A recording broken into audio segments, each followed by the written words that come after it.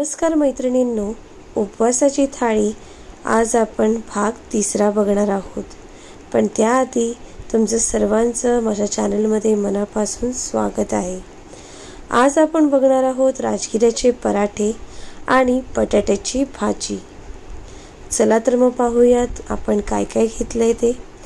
मी घेतलेले आहेत उकडत घातलेले 2 बटाटे, जे थंड झाले असल्यामुळे मला स्मॅश करायला थोडा त्रास झाला, पण गरम असल्यास ते पटकन 2 मिनिटात स्मॅश होऊन जातात.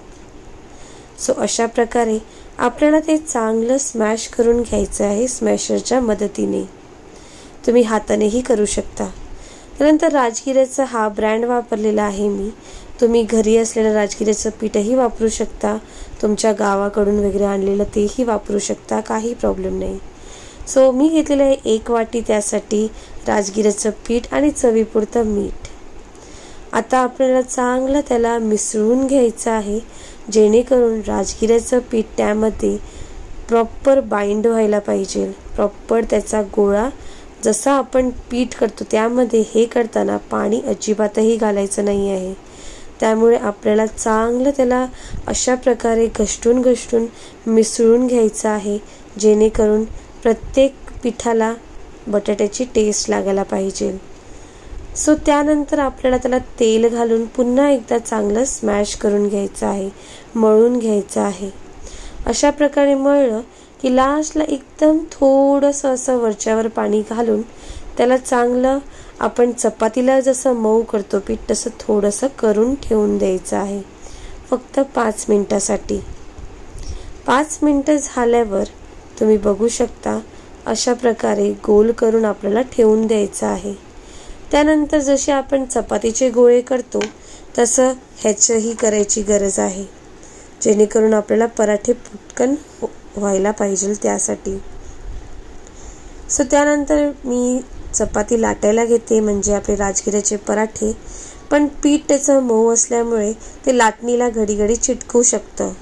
त्यामुळे आपल्याला प्रॉपर राजगिऱ्याच्या सुक्या पिठाची डस्टिंग त्यावर करत राहायची आहे. त्याच्यानेच मस्त एकदम पातळ असे पराठे रेडी होतात. पॅनवरती मी अगदी थोडंसं असं घी लावून ठेवलेलं होतं आणि गरमही होता. त्या टायमाला आपल्याला त्याच्यावरती ते घालायचं असतं. थोडंसं असं पीठ वरती त्याच्या बॉइलिंग यायला लागली की आपल्याला त्याला टर्न करायचं आहे अशा प्रकारे. आणि त्यानंतर पाठीमागे असं तुम्ही बघू शकता की मस्त फुलत आहे ती, कारण ती फुलक्यांसारखी असल्यामुळे पटकन फुलतात आणि एकदम टेस्टला तर 1 नंबर लागतात. अशा प्रकारे आपल्याला झालेली आहे ती. आता आपण करणार आहोत बटाट्याची भाजी. ती म्हणजे 1 चमचा घी घेतलेला आहे मी. त्यामध्ये मी 1 चमचा जिरे घालणार आहे आणि चांगलं तरतरी येईपर्यंत त्यामध्ये फ्राय करून काढणार आहे. तरतरी यायला लागली की त्यामध्ये आपल्याला बटाटे घालायचे आहेत. तुम्ही मिरची तिखट लागण्यासाठी घालू शकता, ती तुमची चॉईस आहे.